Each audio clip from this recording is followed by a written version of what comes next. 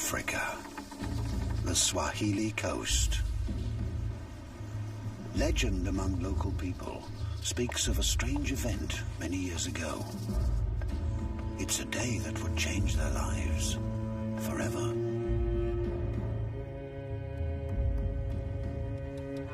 A ghostly assemblage clouded the horizon.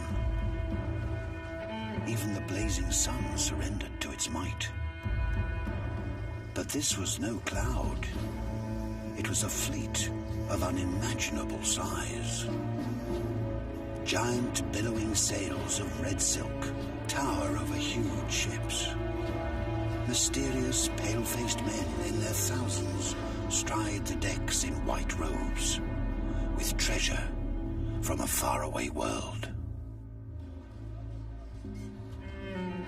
Passed down from father to son, this story slowly faded back into the sea, till no one really knew how big the ships really were, where these strangers had come from, or even if they had ever been at all. Because as suddenly as they appeared that day, they vanished, evaporated into the timeless ocean.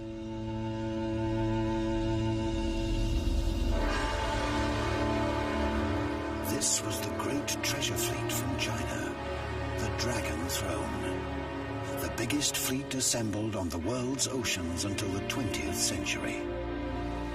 So why did it disappear? And why was their great admiral virtually erased from the annals of history?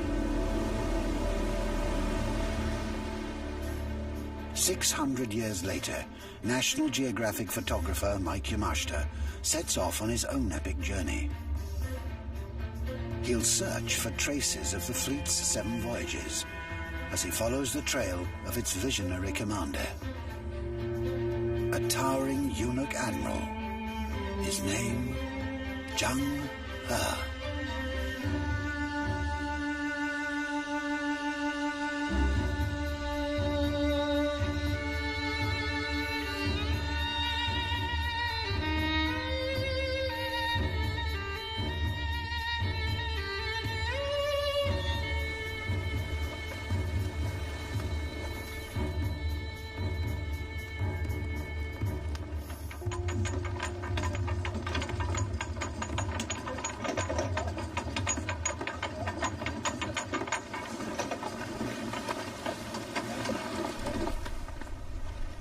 You know, when I first read about Zheng He last year, I was totally intrigued. How is it that I had never heard of this guy before? He sailed 40,000 miles across the South China Seas and the Indian Ocean, decades before Columbus and Vasco da Gama had made it to the coast of Africa. The only way I can truly understand these great voyages is to make them myself and get a taste of the worlds that Zheng He and his crews must have experienced 600 years ago. We're on the decks of the Green Eyebrow, a 100-foot replica of a renowned Song Dynasty junk, at the mouth of the Yangtze, exactly where Zheng He started and ended. The great treasure fleet had hundreds of ships, some many times this size, making China the undisputed ruler of the sea. Yet this unprecedented period of Chinese expansion would, one day, suddenly come to an end. The central enigma of the last millennium, I think, is why it's the West that is dominant today in the world rather than the East. Anybody for the first half of the last millennium would have been confident that it would be China who would be the major player in the world economy and in the global military.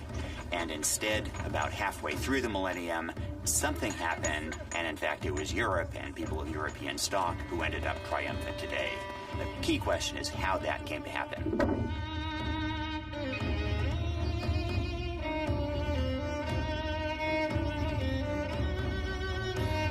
27,000 men, 317 ships, giants of the ocean. Some 400 feet in length, under the masterly eye of its titanic leader. They say his voice bellowed like a dozen thunderous bells, and his eyes glared down from his 7-foot frame.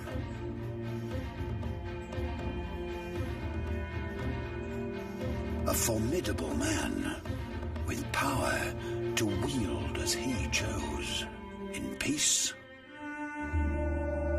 or in war.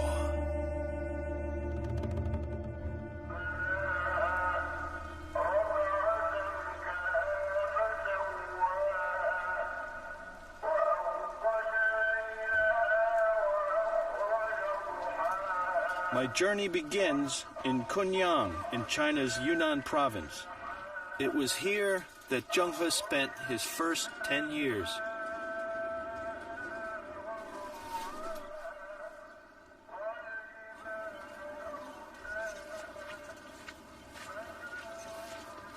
You know, for me, one of the most interesting pieces of the Zheng He puzzle is how he got from a rural, totally landlocked farming village in Yunnan to become China's greatest seafaring explorer.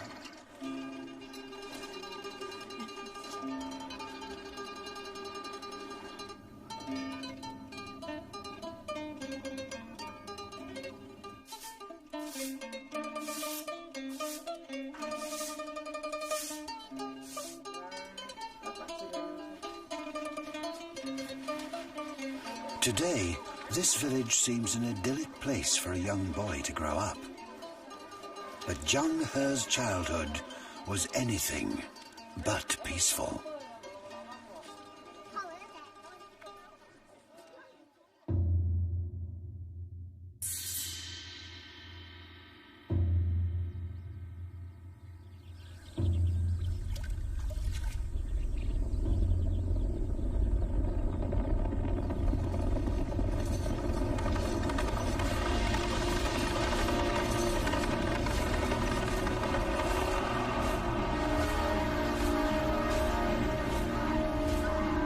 Tribesmen are slaughtered in their thousands, and young boys castrated.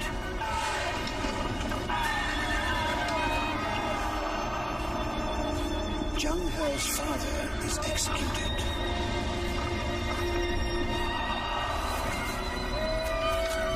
But his son is spared. For a single agonizing knife stroke that will seal his fate forever.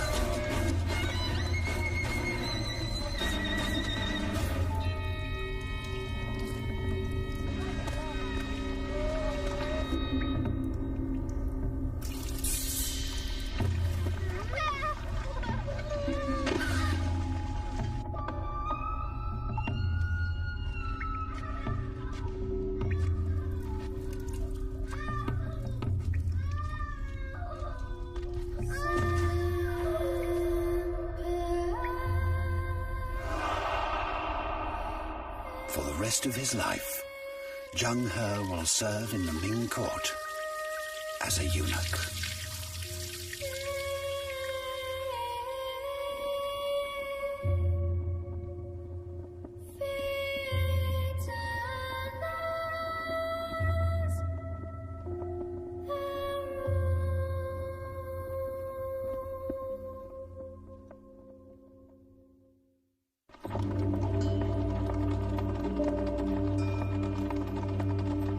A few years after his capture, the young Zheng He is brought to the palace in Nanjing, the capital of the Ming Empire. He will now serve a rebellious prince who will one day reward him with one of the most powerful positions in China.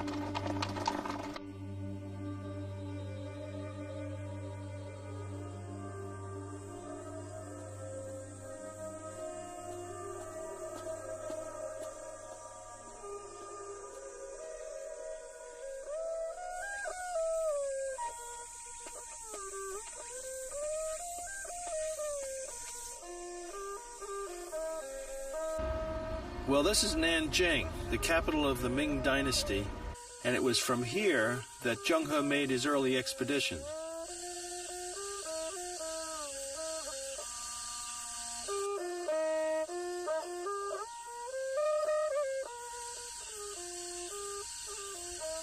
A lot of Nanjing has been destroyed. There are only a few palace buildings left here today, which makes it hard to visualize what the world of the Ming court must have been like in the 15th century.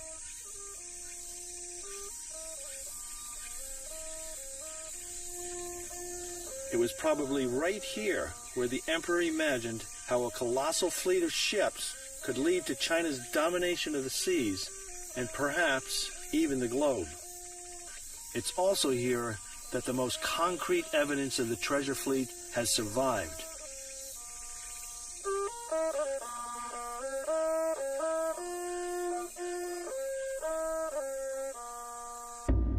Even today, the great admiral's unwavering eye surveys the scene 600 years on. This is the site where the treasure fleet was built, the Longjiang shipyard. But there is virtually nothing left of it today.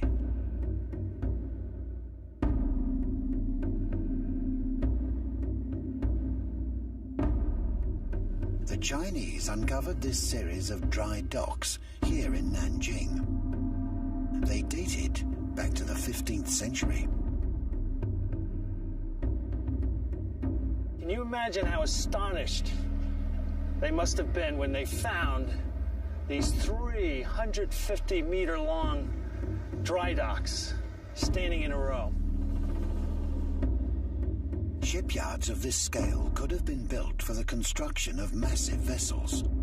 But how big was the question? One of the greatest controversies surrounding this whole Zheng He episode was the size of his treasure ship. Some people believe that it's very large, 44 Chinese zhang, which equates to longer than a soccer field.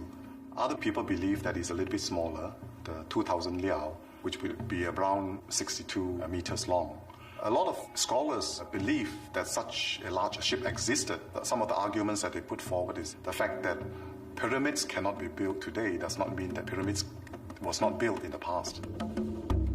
At 400 feet, the largest Baochuan would have been nearly 5 times as long as the ships of Columbus, which sailed almost a century later.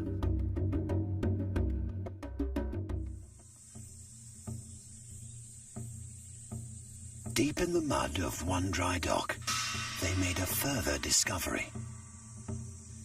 It lies today in the Nanjing Museum.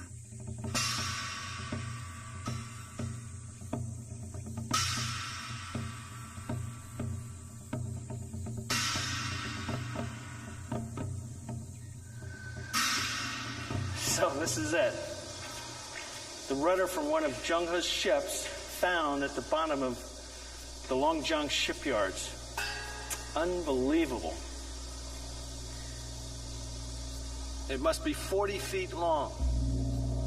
This controversy still rages on unless and until there are more evidence that can be found from archaeology or historical sources. I think this will continue to remain a mystery. The precise length may never be known, but there's little doubt that the great treasure ships were high-tech marvels. In scale alone, they were centuries ahead of their time. But the ship's real genius lay just below their 70,000 square foot decks. Here, a cutting-edge design protected the treasure ships from sinking. Each hull was divided into 13 watertight compartments. If one was damaged and flooded, the remaining compartments could keep the ship afloat. But that wasn't their only purpose. Now, the interesting fact is that in this last compartment, it is sometimes open to the sea, so that when the vessel is coming down a wave, water enters the compartment, thereby lifting the bow of the vessel and enabling the vessel to drive safely out of the wave. The design may sound complex, but its inspiration came from something that was all around them: a simple stalk of bamboo. It would take nearly 400 years for Western naval architects to incorporate this same technology. Zheng He personally commanded these highly advanced fleets on 6 of their 7 voyages, but ultimately they were the brainchild of the man he served. A cunning military leader, Zhu Di, personally led his troops to victory over the Mongol hordes. Then he turned his attention towards seizing the throne.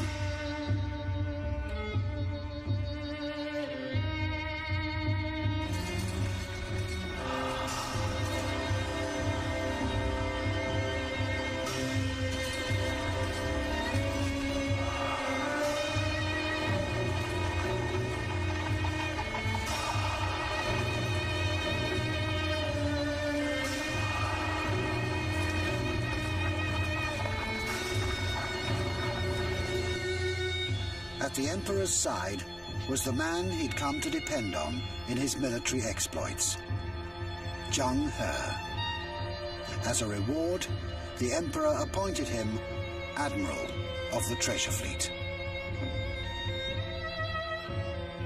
And soon he would set off as the face of China to the world.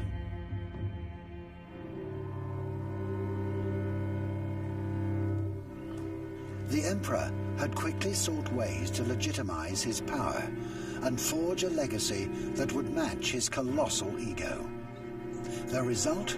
Some of the most ambitious construction projects the world has ever known. And this is probably the most famous: the Great Wall.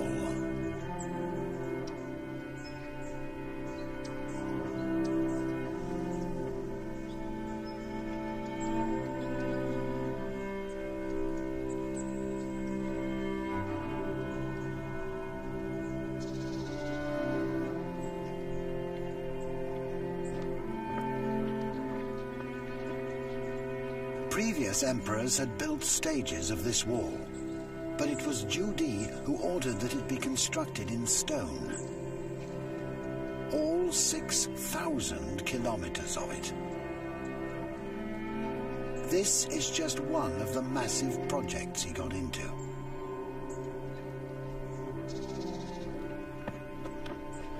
But even the son of heaven, Zhu Di, had to realize there was a limit.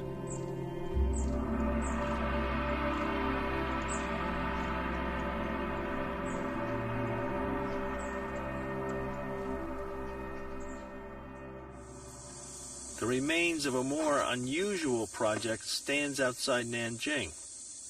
The emperor's plan for a giant tribute to his father that involved the assembly of 3 massive stones. I tackled the base stone first.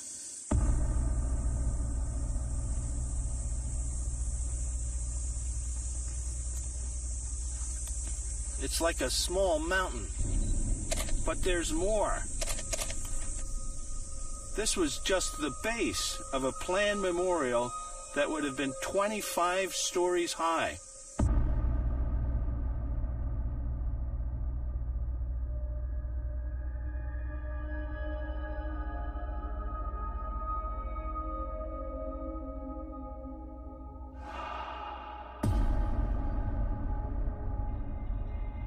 The emperor's plan was insane and was never actually completed because it would have weighed 34,000 tons, and that would have been impossible to move.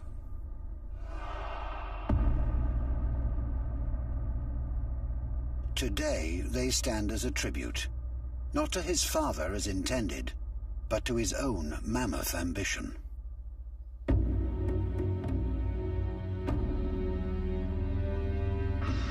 In nearby Nanjing, the design, construction, and launching of the treasure fleet was no less impressive and far more successful.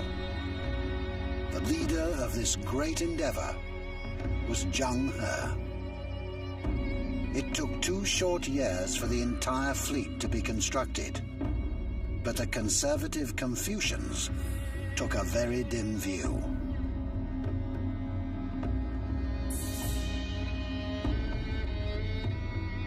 The central tension in 15th century China was between the eunuchs, who were close to the emperor and wanted to make money and were willing to try new things, were willing to explore, and were very much dominated by the Zhenghe camp. The Confucian scholars, on the other hand, were rooted in the past. They had a stake in the way things had always been done, and they did not want to try new things, did not want to explore. By 1405, hundreds of ships gathered on the Yangtze River outside the capital Nanjing, ready for their maiden voyage. It was like a floating city.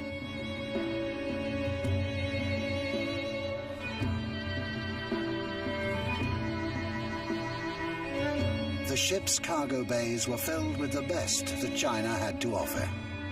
Tons of the finest silks, and the world-famous blue and white Ming porcelain that would be prized among kingdoms across the Indian Ocean.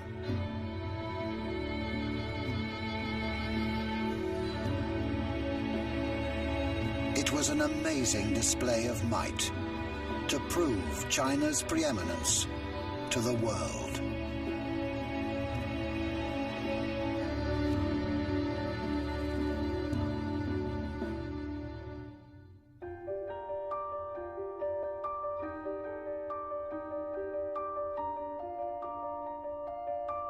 On the eve of the voyage, Zheng He had a simple tribute to his father engraved. By nature, he was especially fond of encountering those who were impoverished or distressed, including widows, orphans, and others with no one to rely on. There was no one in this community who did not look up to him. He was content as an ordinary commoner, yet cherished the bestowal of extraordinary favors. It is fitting that he should have had offspring, illustrious in their own times.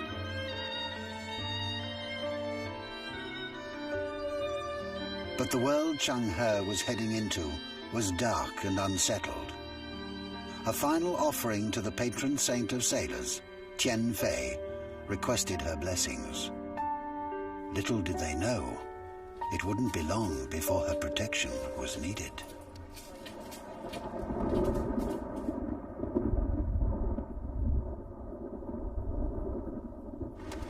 Finally, I too am ready to set sail to discover the worlds that Zheng He and the treasure fleet explored 6 centuries before me. From the mouth of the Yangtze River, I head south, just as Zheng He and his crew did for the first time in the autumn of 1405. Our goal is to reach the Malabar coast of India, the destination of all 7 voyages of the treasure fleets.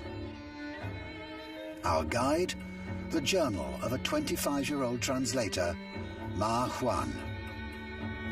It's the only remaining eyewitness account of the sights, sounds, and people along the routes of the fleet.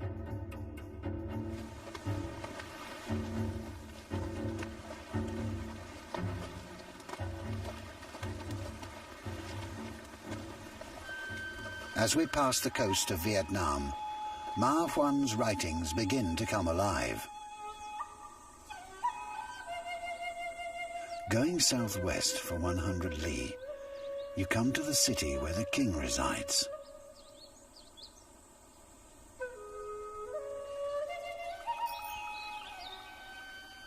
Most of the men take up fishing for a livelihood. They seldom go in for agriculture.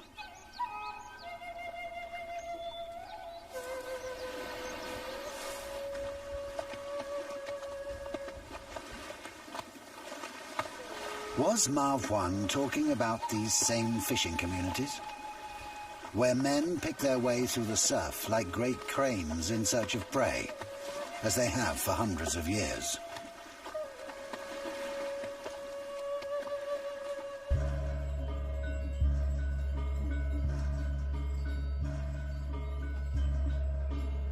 My journey soon takes me further south to the island of Java, Indonesia. Here in the port of Gresik, I decide to come ashore. It's the only way I can reach one of the most amazing sights that Zheng He probably witnessed in the early stages of his journey. Eerie. Bleak. Timeless. The crater of Yijian volcano.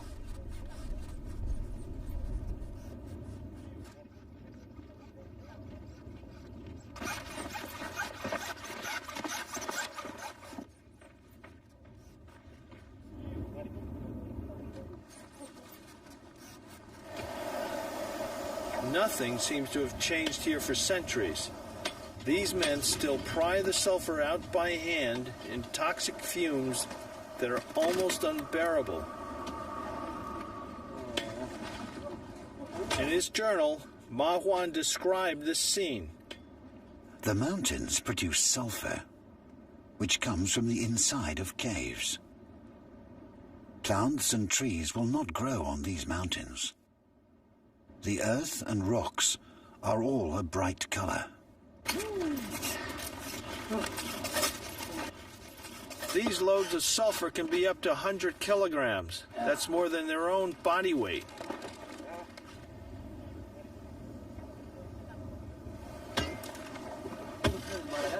With all this smoke and the yellow sulfur and this incredible scenery, it doesn't get any better than this for a photographer.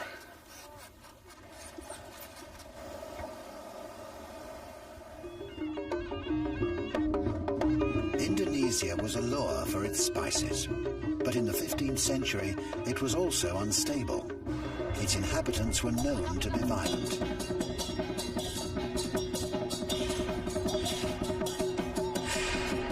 As Ma Huan said, if there is a battle of words when they are crazy with drunkenness, they at once pull out their knives and stab each other.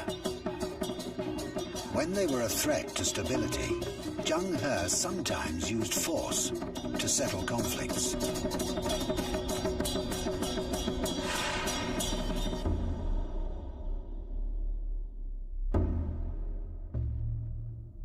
But in Indonesia, he is best remembered for his diplomacy. Today, in the city of Semarang in central Java, Zheng He is honored as a god. He even has his own temple.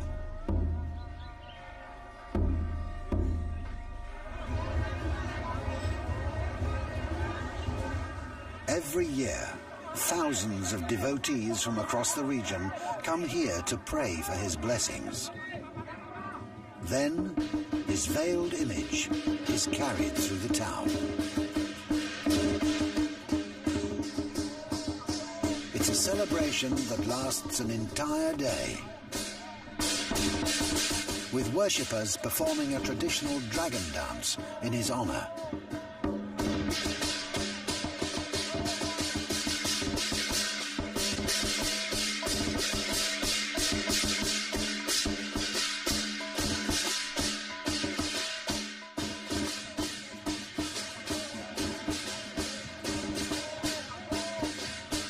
For centuries, he was virtually unknown in China. But here in Indonesia, his deeds have never been forgotten.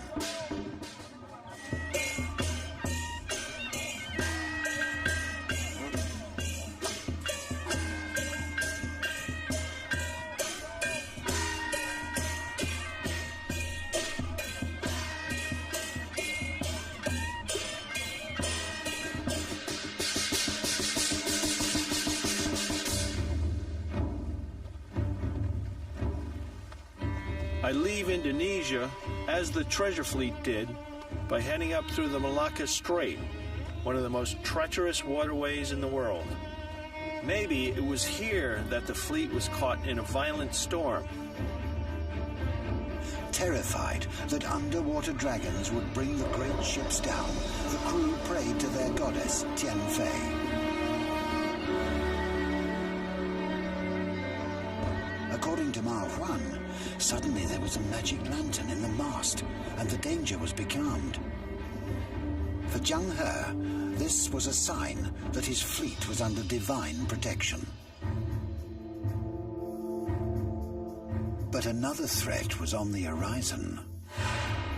Pirates. Today, the Straits of Malacca remains one of the busiest and most dangerous waterways in the world. Pirates from Indonesia routinely attack freighters heading to China and the Indian Ocean. And the early 15th century was no different.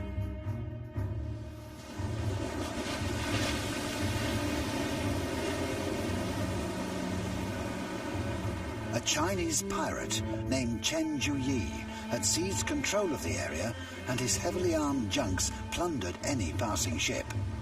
His forces were swift and deadly.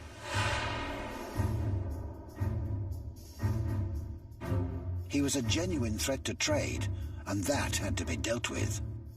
Keeping an upwind position, Zheng He lured him into a trap from which he would never escape. Chen Juyi was captured and executed, and so peace was restored. This wouldn't be the only time Zheng He would use his military power to deal with threats at sea. With the danger of the pirates now removed, Zheng He set up a number of strategic trading posts, which would lead to one of his greatest legacies, the founding of the overseas Chinese, the largest of which is in Malacca on the west coast of Malaysia.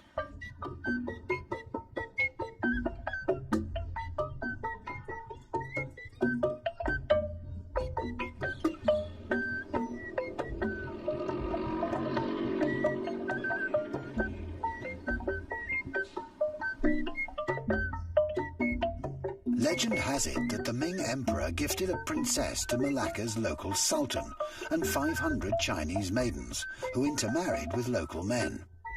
Their descendants are said to be buried here on this hill called Bukit China, the biggest Chinese graveyard outside China. But Zheng He's legacy is very much alive. These men will take part in a Hindu festival. It's one of the most extreme religious practices in the world.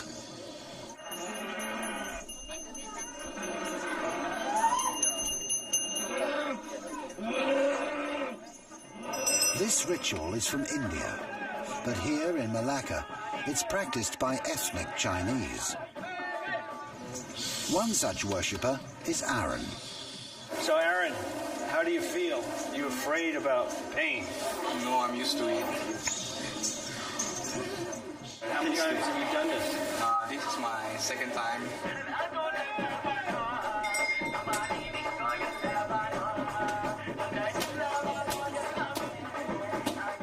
You're going to skewer yourself with that long needle. I don't do it myself, but there is somebody to help me around. Where will you put it? Through. For Aaron, like the others, piercing himself is an expression of devotion. By piercing his body, he thanks the gods for favors granted. Okay, why do you do this? It's part of my religious culture to follow up. But it's interesting that this is an Indian festival and you're doing this. Because it's from generation to generation, since to my great-grandmother up to today.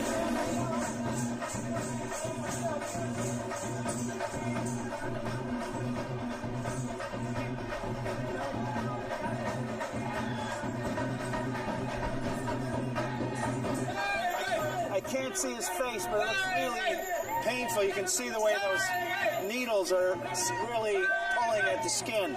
The most amazing thing is there's no blood. Wow. If that doesn't hurt, I don't know what does.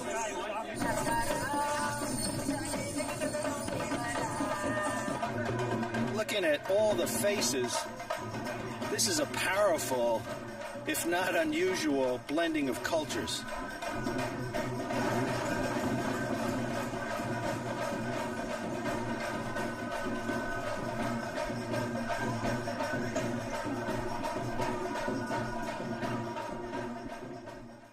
From Malacca, the treasure fleet enters the vast open waters of the ocean as it heads toward its destination, the riches of the Indian Malabar coast. The achievement of moving 300 boats and 28,000 men around the Indian Ocean basin was extraordinary. They were navigating by the stars. The only time calculation they had was a candle, and they were measuring the speed of the boat by dropping a stick off the bow, and as it passed they would recite a rhyme.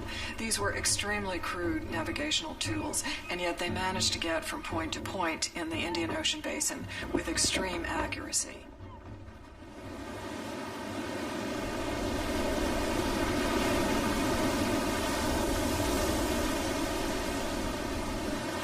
According to legend, this place was so beautiful it was God's compensation to Adam and Eve for the loss of paradise. But the island was poisoned by centuries of turmoil.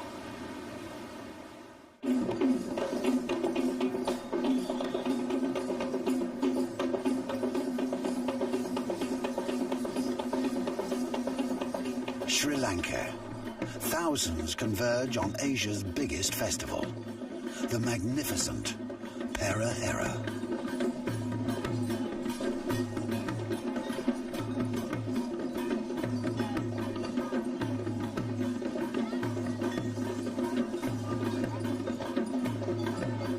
Days of mesmerizing devotion.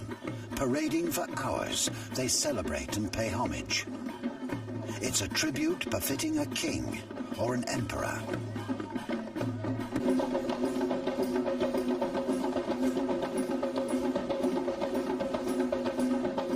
High above the revelers, though, it's a tooth thought to be that of the Buddha that is paraded through the streets. No one knows the tooth's exact origins, but some say it was gifted to a local king more than 1,500 years ago.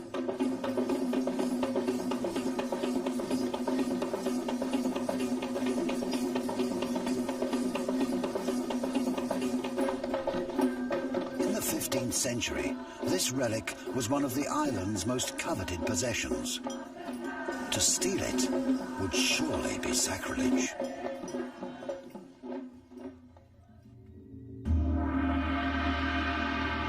Whatever his intentions for the Buddha's tooth, the inhabitants of this island were suspicious of Zheng He or any outsiders, especially those who were heavily armed. But this was an island in a constant state of ethnic conflict, and after centuries of civil war, it seemed unrelenting. Would Zheng He be able to make a difference? Or would it lead to more bloodshed? I begin my journey to find out what happened here by heading to Sri Lanka's towering religious icon, Adam's Peak.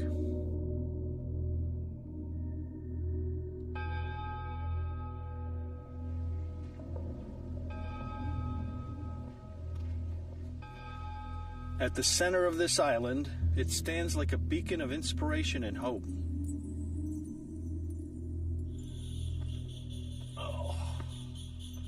Pilgrims from all over, old and infirm, all make the brutal ascent to its summit.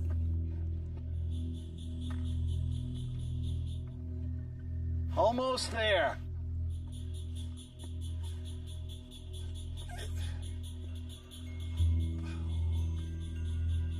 We're here, the top of Adam's Peak for sunrise.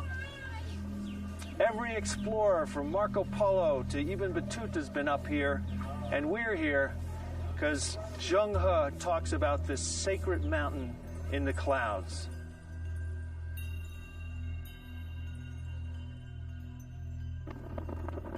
Adam's Peak is a place of worship for Hindus, Buddhists, and even Christians.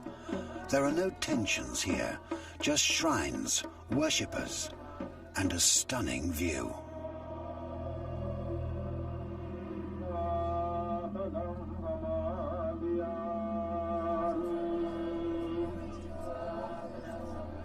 But in the forests down below, ethnic groups have been battling each other for generations.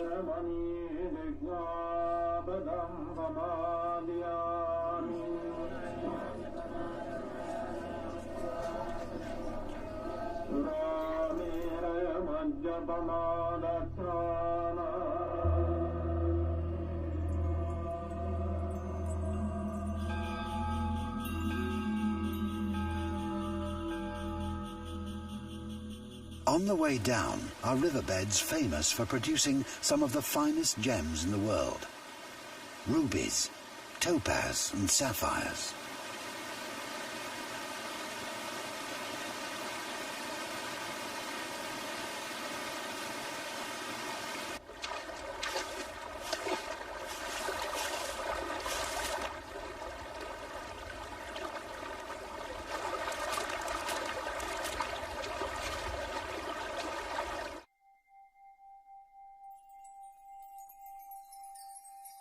Local folklore says they are the crystallized tears of the Buddha, shed for the island's centuries of suffering. A paradise, lost to the failings of mankind.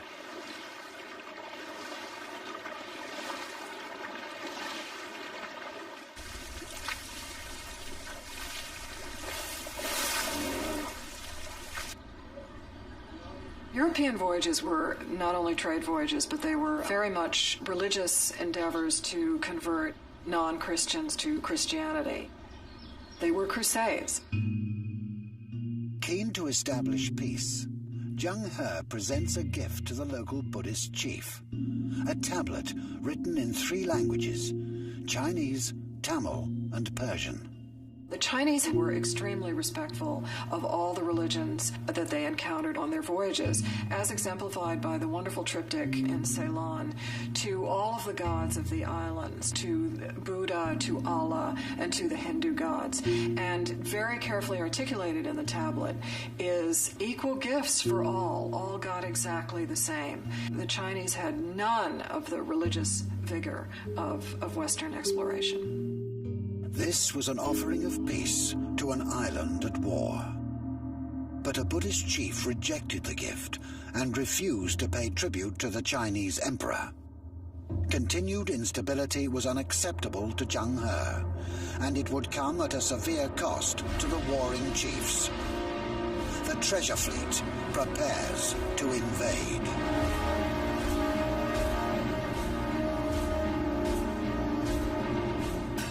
Straight away, their dens and hideouts we ravaged and made captive that entire country. These insignificant worms do not even merit the punishment of heaven.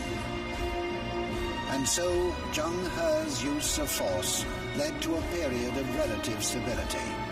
Importantly for China, trade could now flourish, but only decades later, the island again descended into war. To this day, ethnic conflict continues. Rukshan is Sinhalese, and his wife Viji is Tamil. They represent 2 of the groups that are at odds with each other. Maybe they can help me understand why the island has suffered for so long. Ethnic conflict in Sri Lanka is an age-old thing. It's been going on for at least 2,000 years, especially between the Tamils and the Sinhalese.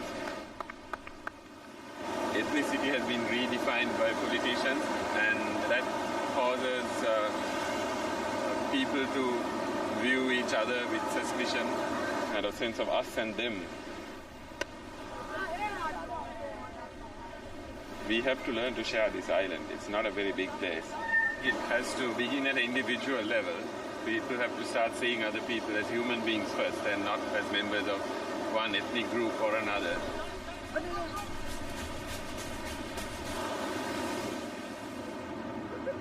You know, it's here in Sri Lanka that Zheng He really shows himself to be the true visionary that he is in that remarkable 3-language stele.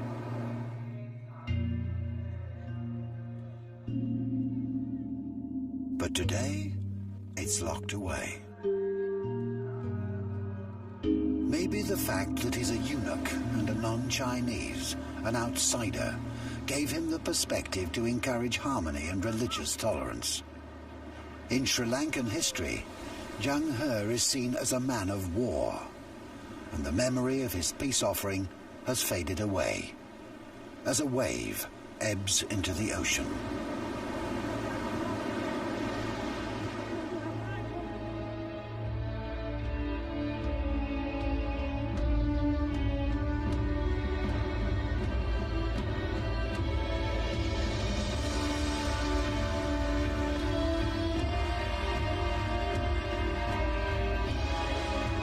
Zhang He is the hero of the treasure fleet. But this golden age of expansion and engagement with the world is about to come to an end. Arguably the worst foreign policy blunder that any country has ever made was China's decision in the 1400s to abandon Zhang He's explorations and instead to close the country, to turn inward. And the result was that China's trade vanished, its economy began to diminish, and that it found itself on a downward escalator, which it found itself impossible to get off of. The treasure fleet will set off to even more distant shores, the entire world within its grasp.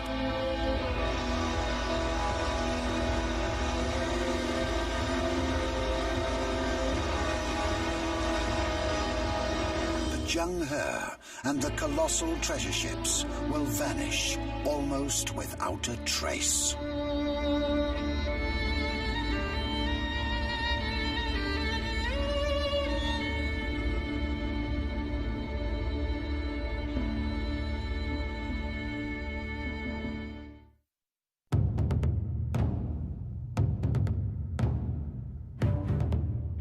The dawn of the 15th century. China is the unrivaled ruler of the seas, with an almighty grip on power that seems unstoppable. Nothing compares to the scale of China's treasure fleet. 27,000 men, 317 ships.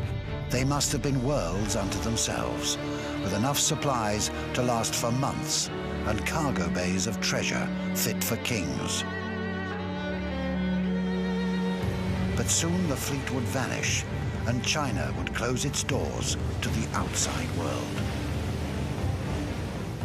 National Geographic photographer Mike Yamashita continues his journey to discover what happened to this great age of expansion and the man who was at its helm, the towering eunuch admiral Zhang He, who in his lifetime was hailed as a hero in China.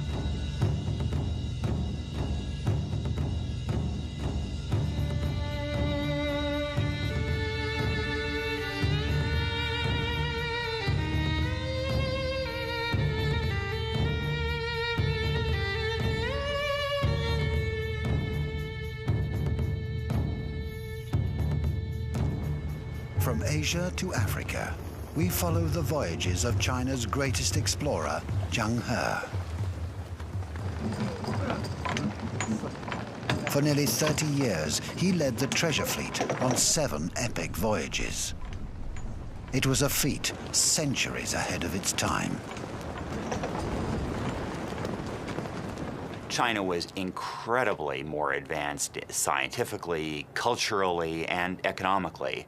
It amounted for, by far, the largest share of the world economy. Maybe the best measure of China's sophistication was that it was not until World War I that Europe and the West were finally able to put together a fleet as sophisticated as China had in the early 15th century. From China, we've traveled through the South China Sea and across the great Indian Ocean. Beyond Sri Lanka, like Zhang He, we turn north.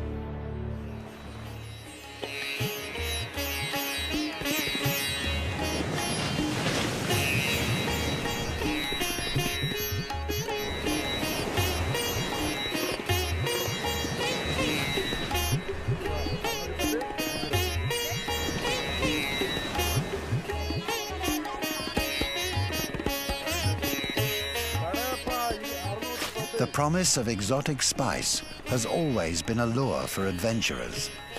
And somewhere along this coast, we'll find that precious commodity all traders sought. In those days, it was known as black gold. Malabar pepper. I think it's the most famous pepper in the world because its history goes back the furthest. Yeah, it's got a name and it still commands a huge premium in the market. I meet up with Arun Ramakrishnan, whose family has been trading pepper for generations. What's special about Malabar pepper? It's got a special aroma.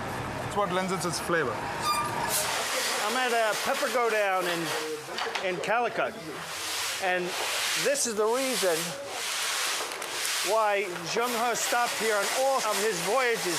He was coming to buy the black gold pepper.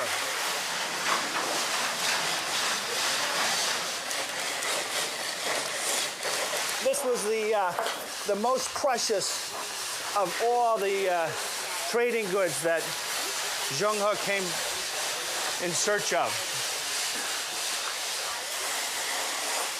What they're doing here is pushing the pepper through little holes, and that's what we're talking about grading, because the big stuff, only the biggest peppercorns will be left in this tray after this process. So, Arun, so this is the pepper grading going on over here with these women. What's going on over there?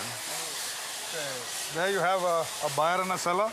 You have the broker in between. So they'll negotiate the price under the handkerchief. I think you hold two as 200, right? Or 300, right? Or maybe I think this is 500, right? You know anything about the history? Do you think it might go back to Zheng He days when Arabs and Chinese and Indians were trading and maybe didn't speak the same language? It could well be, because we sit in one room and we don't even have to speak. Right, right. You can just trade and without having to speak at all.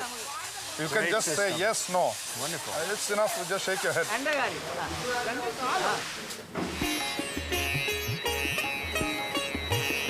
In nearby Sri Lanka, Zheng He was drawn into the war between the island's ethnic groups. But here in India, there was no such conflict, and exchange flourished. The Chinese called the port of Calicut the great country of the Western Ocean. As Ma Huan, the treasure fleet's young Muslim chronicler, wrote, "The people are very honest and trustworthy. Their appearance is smart, fine, and distinguished."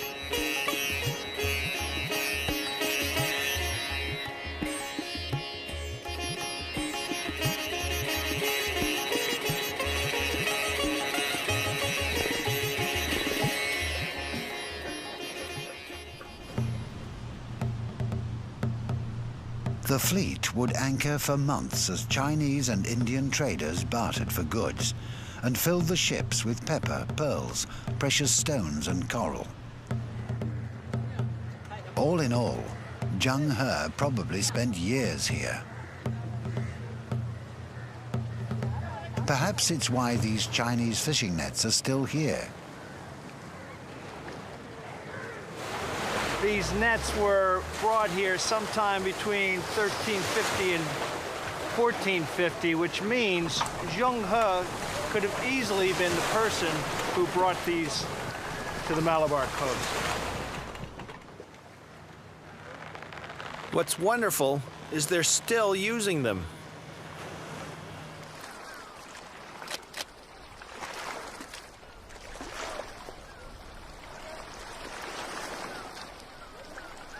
In the nearby port of Cochin, local Suresh Moni reveals why the Malabar coast was such a stable trading partner for Zheng He and the Chinese in the 15th century. Suresh, Zheng He stopped here on all 7 of his voyages. It was almost like a second home to him. Yeah. Ma Huan mentions that the people were very prosperous and happy. The Indian people here got along very well together. Now, why was that? This has been a place in India, or Malabar coast, where the people actually have a very high religious harmony, in fact. We got Christians, Muslims, and Hindus all over here. They live together, they work together. All these different religions, and yet everybody got along well together. Oh, yes, of course. For example, you can see the mosque just behind us and the Christian church further down. And there's also a Hindu temple on the other side of the road.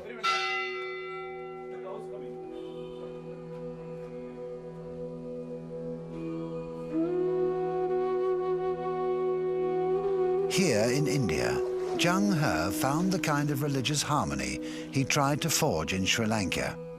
This stability, along with the flourishing pepper trade, made India China's biggest trading partner for the time. As we travel down the coast, we hear rumors of the world's largest wooden ship under construction. These backwaters are deceptively silent. The forests are teeming with activity and the production of trade goods.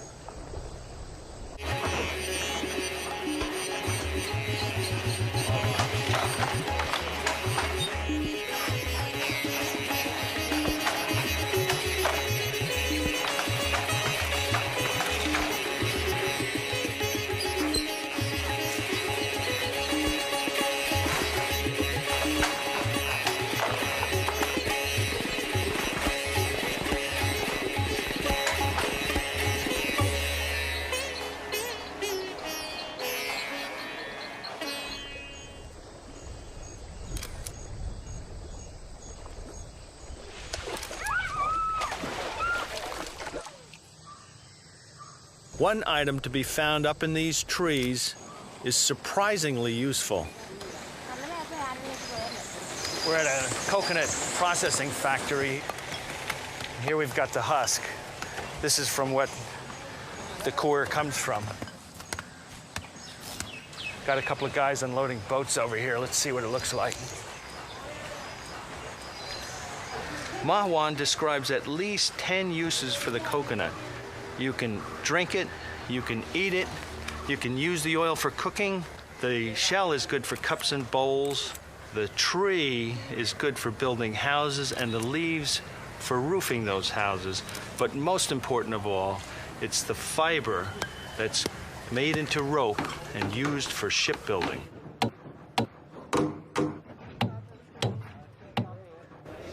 This is unbelievable. More than twice the size of one of Vasco da Gama's ships. This is an Arab dhow made out of 100% Malaysian teak and destined to be sailed over to the Middle East in the next couple of weeks. Just look at the size of that piece of wood they just brought aboard. It's probably the biggest wooden ship anyone's ever likely to see in the 21st century.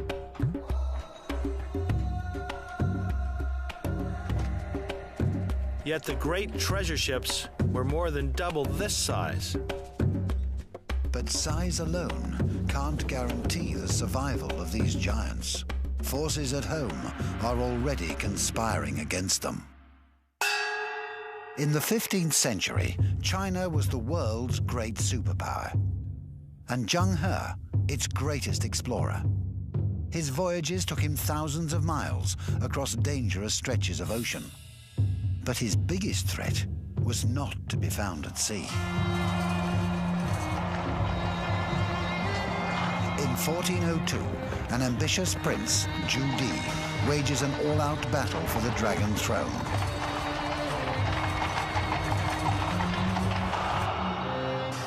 He installs himself as emperor.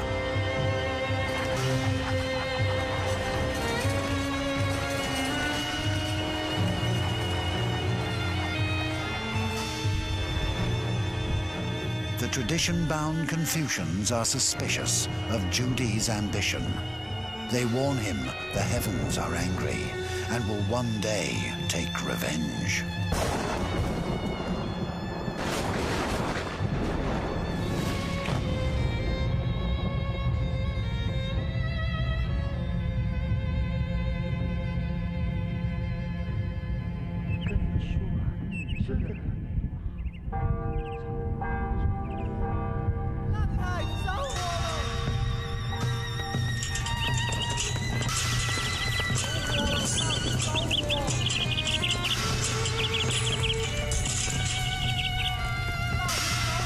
According to a Persian envoy, it was like the light of 100,000 torches.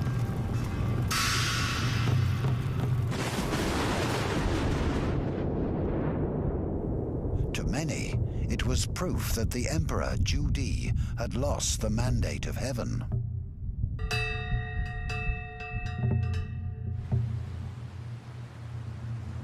If the treasure fleet were to be halted, it would bring China's trade with the outside world to an end.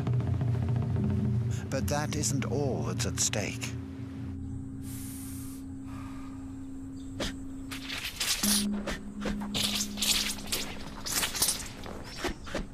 An unprecedented period of cultural exchange is threatened with extinction. It's said that China's most famous martial art, Kung Fu, originated in India. In Kerala, Sunil Kumar's family has practiced the traditional South Indian martial art of Kalari for generations. Well, tell me a little bit about what you know best. Kalari Payat. Historians believe this is the mother of all martial art forms.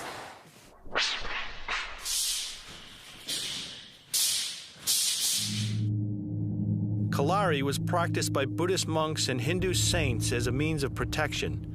In the 6th century, an Indian monk introduced this ancient art form to the Shaolin Temple in China. That, many believe, was the birth of Kung Fu. And just like Kung Fu, Kalari takes its movement from the animals.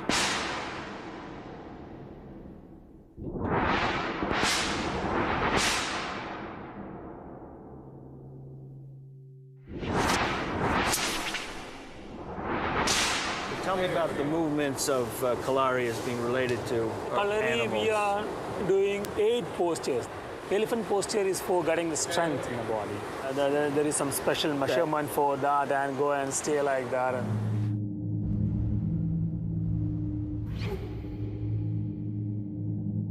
Snake posture, that is for getting the flexibility. Only the snake can move forward and backward wherever they need to bend.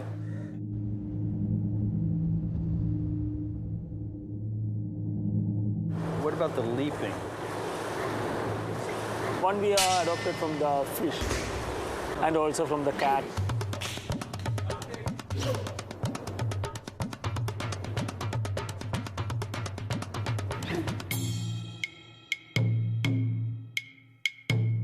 Kung Fu is one of China's most famous exports. Who would have thought that it actually came from India?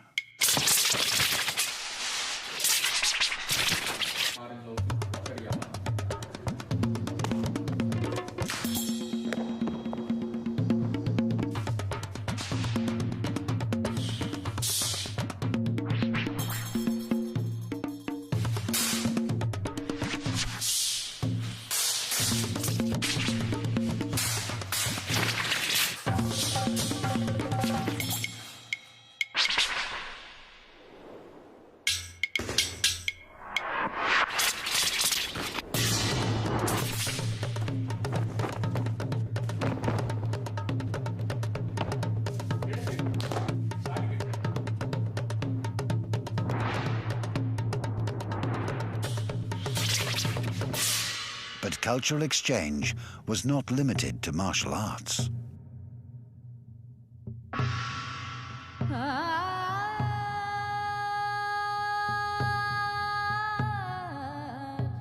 When trade flourishes, so does culture. The treasure fleet was much more than a vehicle of power and trade.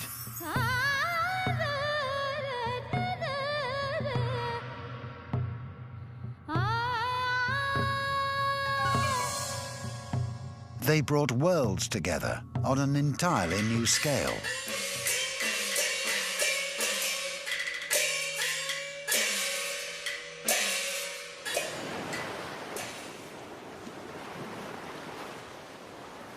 Finally, we leave India and follow the treasure fleet west. Like Zhang He, we set out across the Arabian Sea toward the coast of modern-day Yemen.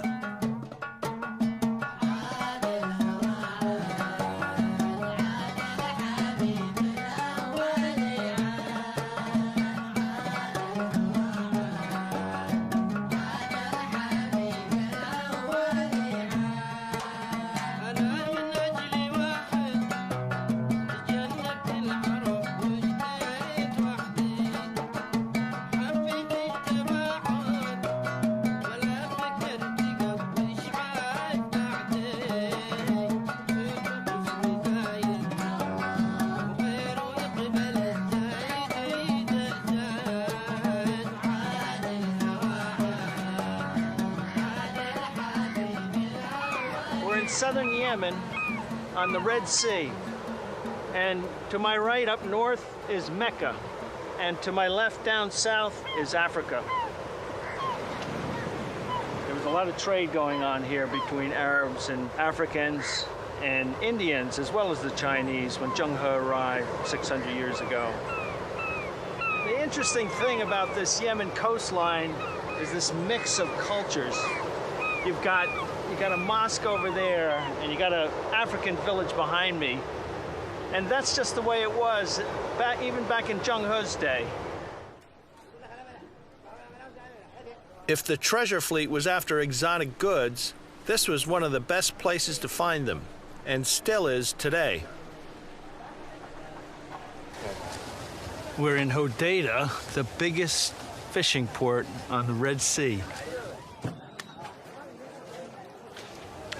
Sharks everywhere. I've seen the one in Tsukiji, and it doesn't even come near comparing in size, at least for the sharks. They're tossing tons of sharks out of the boats. The big ones can't even be lifted by one person. We've seen all kinds, from hammerheads to threshers. You can't help but feel a little sorry for the sharks, especially when you're watching them getting their fins cut off. And obviously the fins are what the Chinese are interested in, and all of that will be heading to China for shark fin soup.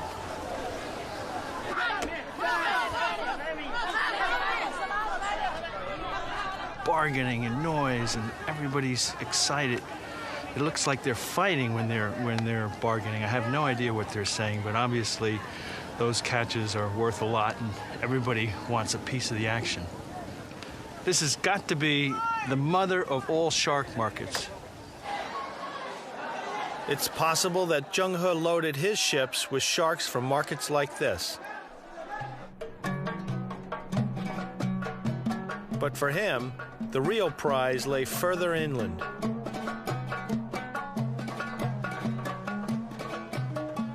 Well, from Yemen and Oman, I think Zheng He is mainly looking for frankincense and myrrh. They used it as incense, as the Arabs do, and they also use it as a form of medicine. This and Somalia are the only spots in the world where it comes from.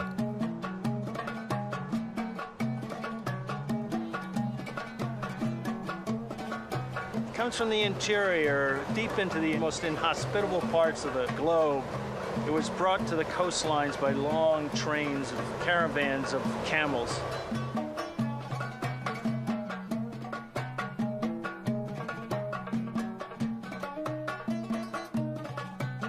Today, frankincense and myrrh can be found here on the back streets of Yemen's ancient capital, Sana'a.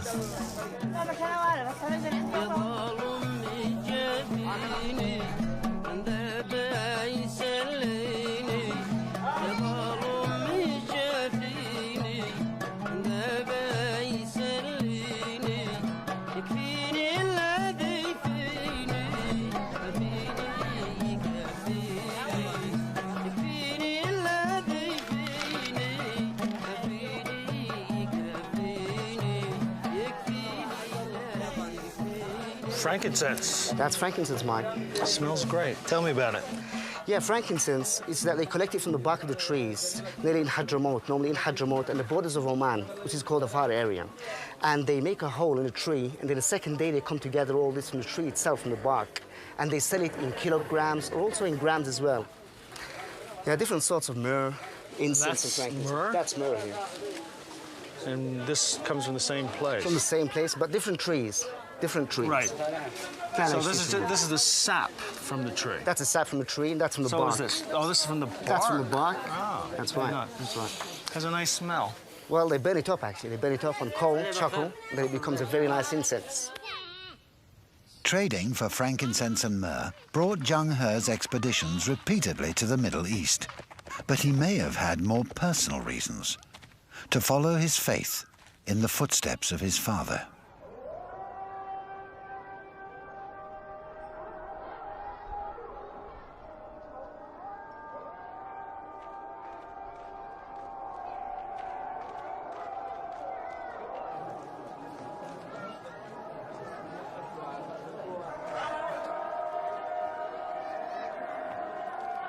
We're in Jibla, going to Queen Arawa's mosque, built in the 11th century as a part of a university to teach Islam. You know, this is one of the most beautiful mosques I've seen yet in Yemen. It's the architecture with those wonderful arches and columns. The weather was just perfect today. The sun's shining, bouncing off that white tile in the courtyard. Most of all, there are all those worshipers praying and reading the Quran. And in a country where it's hard to actually even get in a mosque, it's a very unusual situation. You know, Zheng He, as a Muslim, must have been dying to get to Mecca. His father made the pilgrimage before he was born. And his family were Muslims who came from Central Asia. Now, Zheng He, when he came here to Yemen, may have worshipped in an ancient mosque like this one.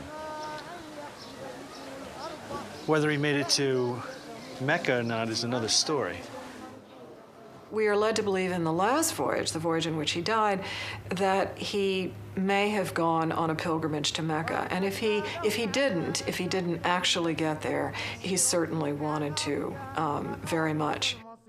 Whether Zheng He fulfilled his spiritual quest may never be known. By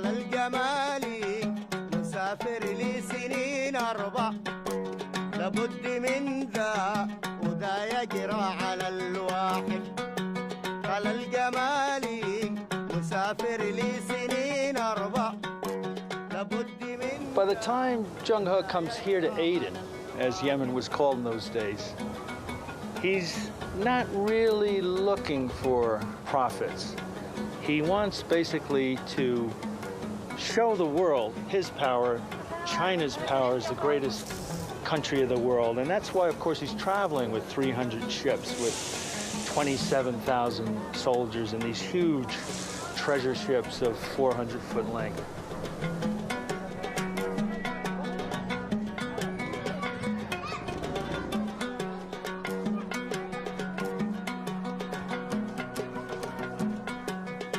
It's a big show of power. He's not here to conquer. He's not here to occupy.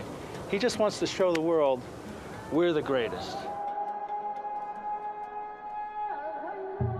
But back in China, the world's most powerful empire was in crisis. The days of Zheng He and the treasure fleets are numbered. As commander of a floating army, Zheng He would have appeared unstoppable, and the entire world must have seemed within his grasp. Zhu Di could well have saved the treasure fleet.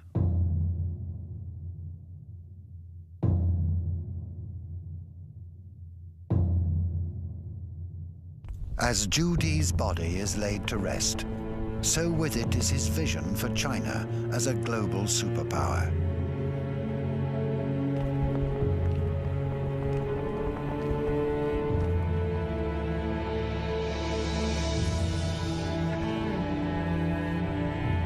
His expansionist projects and severe famine had seriously depleted the imperial treasury.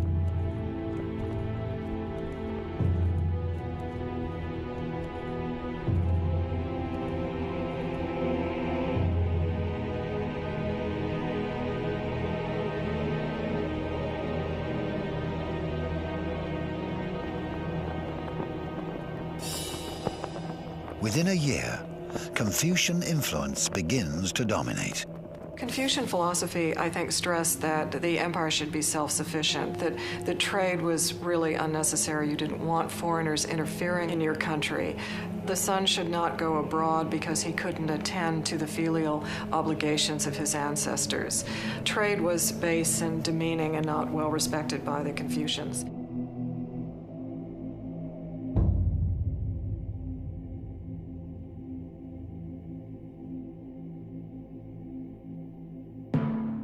The treasure fleet has made 6 legendary voyages, forged diplomatic relations with dozens of rulers and kings, made an encyclopedic study across 10,000 miles of ocean in 67 overseas states. We've seen all the major countries and places where the treasure fleets traveled. But there is one final location: Africa. We're arriving in Lamu, the biggest Arab dhow left in the Indian Ocean, just as Zheng He would have seen it from the deck of a 400-foot treasure ship. And it just looks beautiful.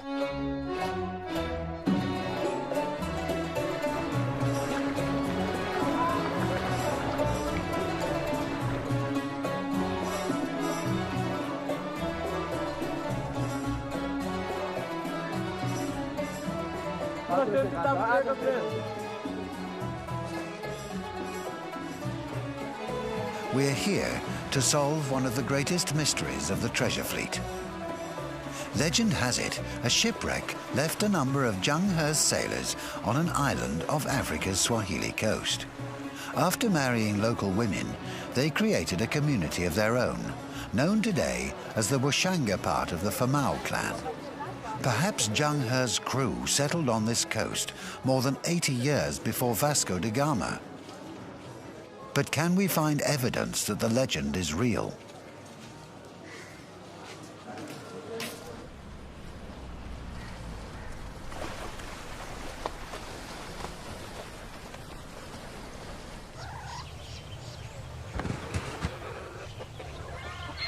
I'm heading to Pate Island with Badi, who promises he can introduce me to a surviving member of the Famau.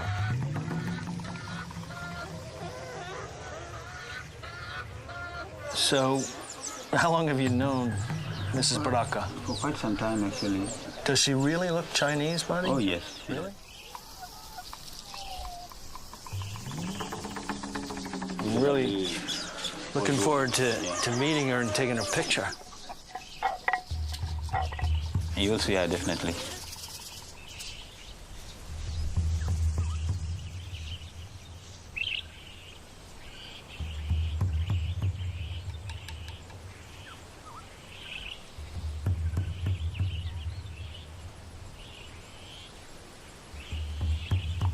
It's definitely worth the wait.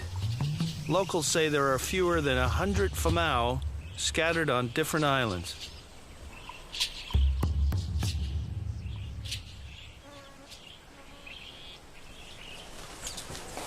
Baraka. Mike. No, Mike, Mama Baraka. Mrs. Baraka, nice to meet you. Nice to meet you. So, Badi, if you could ask Mrs. Baraka a few questions. Could I ask her how long has she lived here in the village? Umeishi katika kijiji kwa miaka mingapi? Kwa muda gani? She had been here since she was born. What must have that been like at age 20 to be told that your great-great-great-great-great-grandfather or whatever was Chinese? Akwambia huyu bana, ulijuaje kihakika katika umri ule wa miaka 20 kwamba wewe ni Mchina? Ulipata kutoka kwa nani haswa? Mbali na Washangini wakana hawa Machina. Kwamba ili kabila yetu hao Machina na wale jamaa zetu wote wakawa huambiwa kwamba sampuli ya Machina. Balemba kwamba chosiana nao. Among the older generation, like the grandfathers, the great-grandmothers and great-grands, all knew that their ancestry really belonged to that Chinese shipwrecked people. Right. And that was handed over from one generation to the other until it reached her. She shows me a piece of pottery she thinks was brought here on the treasure fleets. Oh, yeah. Was that the only piece? Can I see? Well, I'm no expert. Looks like the real thing to me. It looks like. The nearby Famao graveyard looks very familiar. These Chinese-style graves even have Ming pottery for decoration.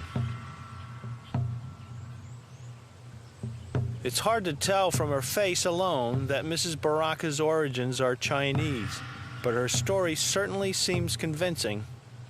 For generations, the Famao have also passed down an unusual tale. Africa was, of course, Zheng He's El Dorado. It's a great mystery as to how these very remote people who speak no English, who of course read no Chinese, they had such amazingly specific details that the emissary from the Emperor of China had come to Malindi and that the King of Malindi had given them 2 giraffes. One of the giraffes had died on the way back to China. Were they truly descended from shipwrecked Chinese sailors? How did they acquire this knowledge?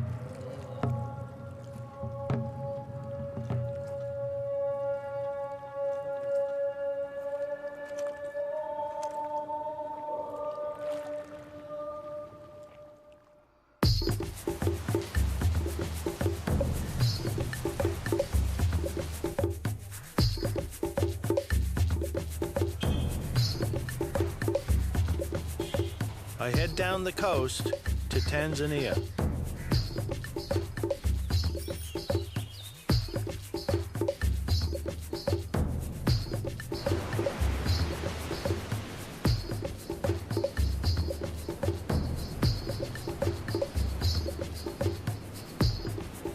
We're in Zanzibar, the famous spice island of the Swahili coast.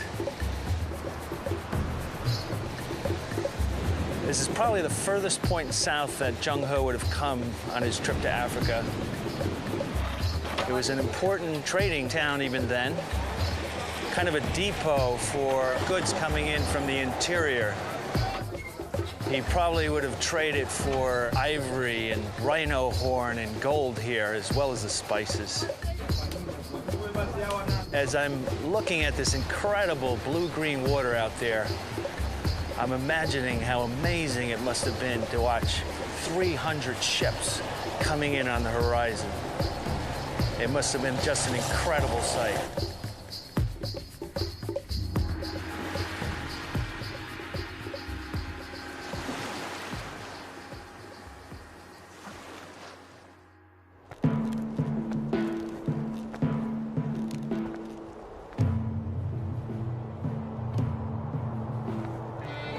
When the fleet returned from Africa to the Forbidden City, it was carrying some of the most exotic gifts the throne would ever receive.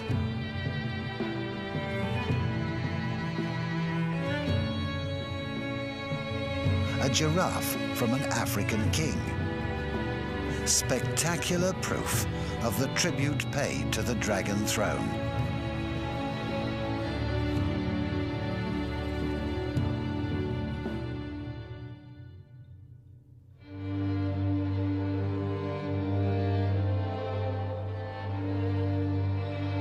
A now aging Zheng He is called to launch the giant treasure fleet once again.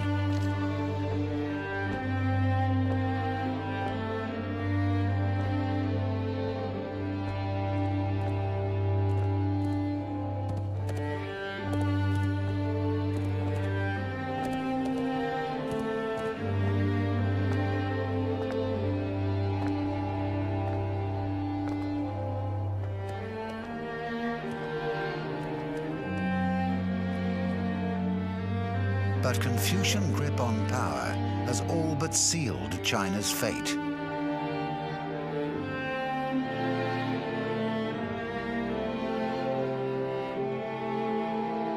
Just as he had 26 years earlier, on the eve of his first voyage, the aging admiral sits down to write. This would be his epitaph.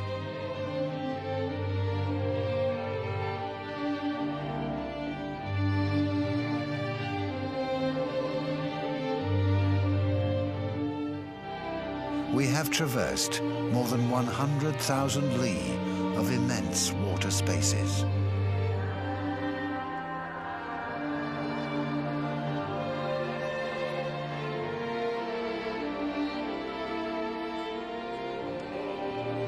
And have beheld in the ocean huge waves like mountains rising sky high.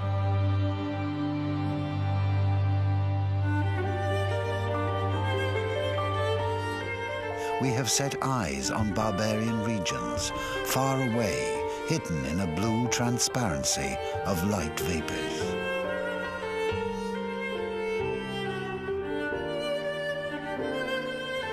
Our sails, loftily unfurled like clouds day and night, continued their course as rapidly as a star, traversing those savage waves. But for all his achievements, there's one place missing, a place where his father had gone, Mecca. In 1431, the fleet is launched for the last time. What happened to Zheng He next may never be known.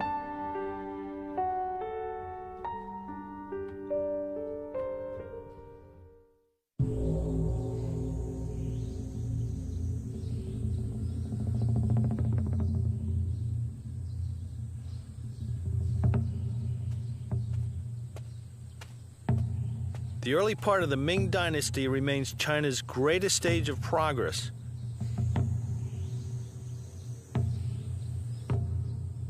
A harnessing of power that mesmerizes, and achievement on a scale the world rarely sees.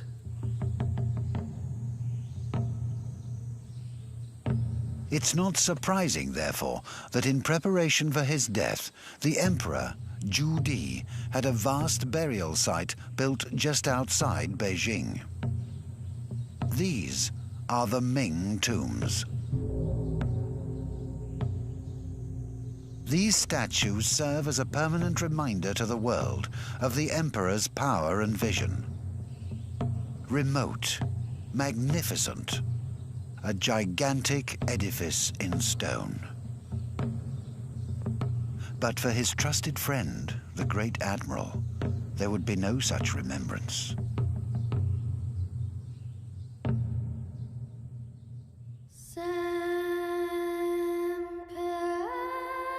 Just like his gigantic ships, he too seems to have vanished. Outside Nanjing, a simple tomb stands in his name, in both Chinese and Arabic. But the tomb is empty. Perhaps Zheng He was on his way to Mecca when he finally succumbed to the rigors of a lifetime at sea. His body, as the Muslim faith demanded, would be wrapped in a white shroud and delivered to the waters below. Why did China not come to dominate the world? The first reason is, in a sense, they weren't greedy enough.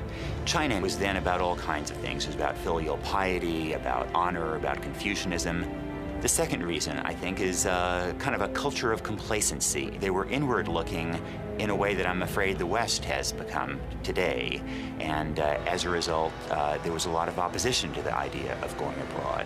When the Confucians came to wrest control from the eunuchs and make these catastrophic mistakes, then they condemned the entire Chinese people for the next 500 years.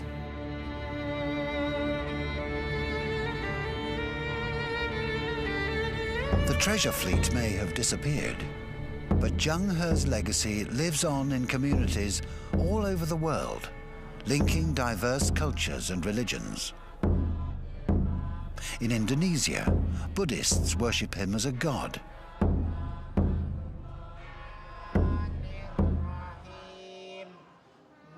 While these young Muslims learn to read from a Quran in a mosque dedicated to his name. His preaching of religious tolerance is still a lesson for us today.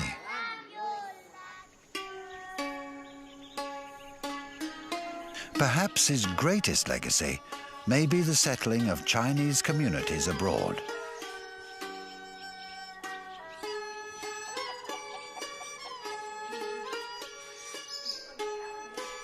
The voyages of Zheng He enabled members of ancient Chinese villages like this one, home to a group called the Hakka, to leave China and seek their fortunes in Southeast Asia, India, the Middle East, and even Africa.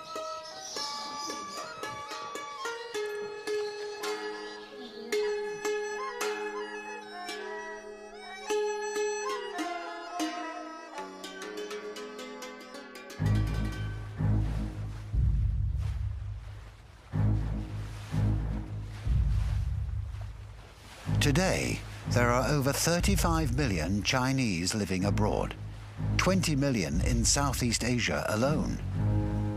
It's estimated that these Chinese hold liquid assets worth $1.5 to $2 trillion. And this is thanks in part to the voyages of Zheng He. Yet this great story of Zheng He and the treasure fleet has virtually been erased from history. 600 years ago, China just wasn't ready to accept the achievements of a man ahead of his time. Now history comes full circle, and China seems ready to embrace the outside world. Today, most of us think that the natural order of things is a rich and powerful West and a weak and poor East. But in fact, for most of human history, it's been the other way around. The upshot is, I think, that the 21st century will belong to India and China. And beyond that, that the entire third millennium will be Asia's once more.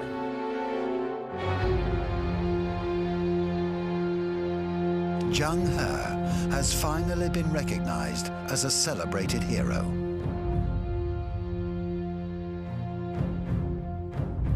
The perfect figure for China's modern-day spirit of openness and engagement with the outside world.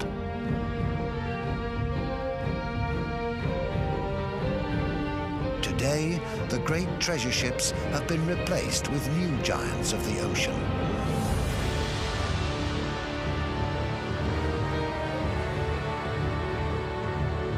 The world is once again within China's grasp.